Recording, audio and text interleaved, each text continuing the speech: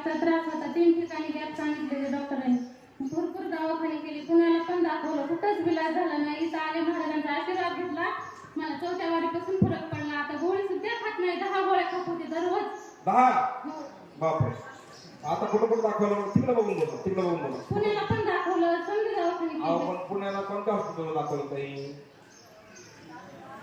नाही, max narrow hospital. अजून कुठं कुठं दाखवलं? अंबाजोगाई तर काय सगळेच लांबतुरेसर, शासकीय दवाखाना, बर कोटनिवास, बर सिंदखेड, बर. टोटल दवाखाने गेले. शेवट पुणे.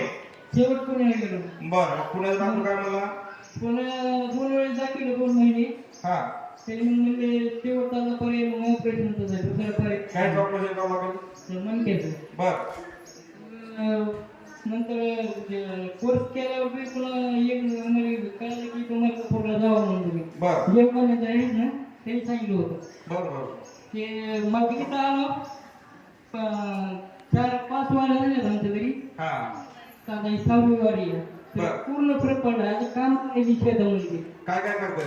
खुरपान हे सगळं